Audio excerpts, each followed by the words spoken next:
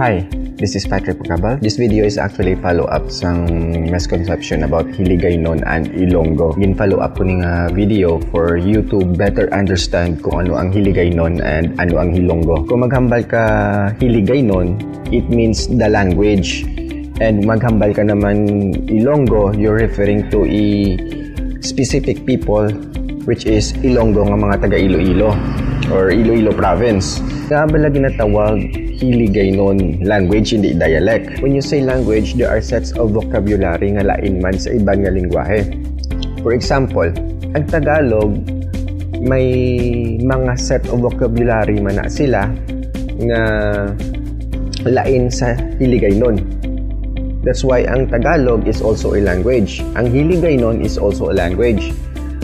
Kung ako maghambal, mag-istorya sa Tagalog in Hiligaynon, hindi kami mag-intindihanay. Same with sa Tagalog, butang taang kung ang Tagalog nga hindi bala nangin national language, kung ang Tagalog wala gin tudlo sa aton sang bata pa ta, hindi man kita kaintindi sa ila kung anong ila ginahambal. So that's a language barrier. That's why Tagalog is a language and Hiligaynon is a language. When you say dialect, it's a variant of a language naman. That's why ang Hiligaynon hindi na siya dialect. Ang Hiligaynon is our mother tongue. And under that mother tongue is a different variant. May maghambal ka naman variant like ang Hiligaynon sa Iloilo at Hiligaynon sa Bacolod, may distinction na sayang nga gamay in terms sa may mga terminology sila nga ginagamit na wala man ginagamit sang naton ng mga Negrense. The same man sa mga taga-Capiz. There are Hiligaynon manda sa Capiz, pero may mga terminology man sila nga ginagamit nga wala naton ginagamit. But each of us gaintindihanay because our mother tongue is Hiligaynon, but we have different terminology lang nga ginagamit. Pero kung hindi na kamo gani mag-intindihanay, like karayaan na nga hindi na ako kaintindi sa imo, that's another language. So ang video ko is trying to correct the wrong, ang mga misconception about us Hiligaynon and Ilonggo. There are people nga gambal nga ang Hiligaynon and Ilonggo is the same because naangda na. Or there are people man naghambal nga Ilonggo na lang ginayang panawag.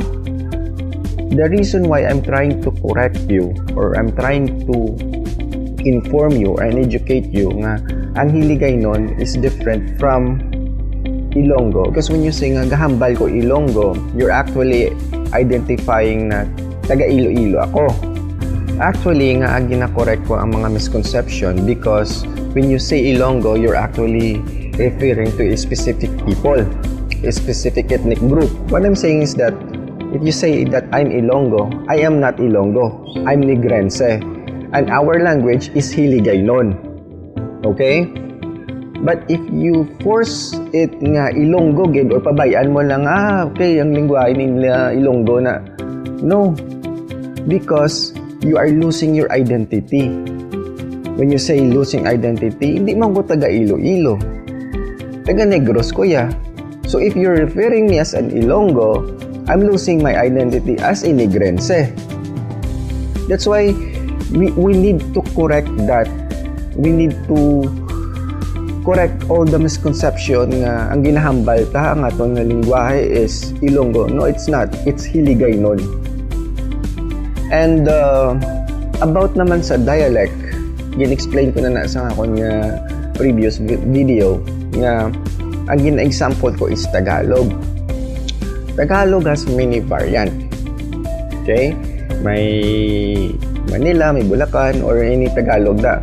Pero pinaka-distinction di is, ang Manila, lain ng ila Tagalog. The same man sa ang Manila, lain man ang ila panghambal sang Tagalog compare mo sa Batanggenyo. Ang Manila, medyo dasig, medyo lain.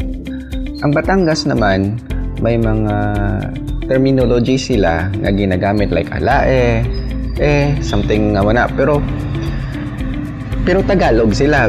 Ang Tagalog sa Manila and Tagalog sa Batangas, they both understand each other. Kaya isa lang sila yung language mo, pero they have different variants. Ang variants na is ng ginatawag na dialect. And kung sa Hiligaynon naman siya, ang variant naton is ang pinakalapit siguro nga example nga ma-relate ko is ang colloquial term. Kung magambal ka nga wanggo sa Bacolod, we are referring sa mama kag papa naton or sa parents naton or ginikanan. Kung magambal ka naman yung wangga kag wanggo sa Iloilo, they are referring sa ilang uyab or nobya. So that's the distinction. Kag mostly ang ginagamit sa Iloilo ang sunod or copy someone is ilog. Nga ginailog mo na or ilog-ilogan sa imo. Pero kita nga taga Bacolod or Negrense, wala na naton ginagamit. Ang ginagamit ay sunod, ginasunod-sunod mo na. Ang kung magkadto ka naman niya sa South sa Kabangkalan sa Negros, lain pagid ang ilang nga dialect kag maghambal sila sa ilang tono. Lain man medyo slow pagid sila. Kung sa Cotabato naman, medyo tiga kag may pagkakaraya. Pero Hiligaynon, yeah. I mean, may ara sila gina-borrowed words from Karaya, pero most ilang nga language is Hiligaynon. Sa naghambal nga, it's too late na para maghambal nga Ilonggo or correction na natanan. No, hindi. Subong pa lang, we're using this platform para gani ma-educate naton ang tao to inform them na Hiligaynon gidi ang aton nga lingwahe, not Ilonggo. Little by little, mabaton kag maintindihan kag mahibalan nila nga amo na nga aton nga lingwahe kaysa you're doing nothing, right? Kag hindi ko man gusto nga madula ang aton nga identity, like if taga Capiz ko, kalaway man nga tawgon mo ko nga Ilonggo, kaya hindi man ko taga Iloilo. Or same man kung taga Negros ko, if you'll tell me that I'm Ilonggo, I'm not. I hope na correct ko ng tanan, and if there is something pagig nga mga questions kamo, feel free lang mag-comment sa akong YouTube channel. Okay? Thank you and have a good day.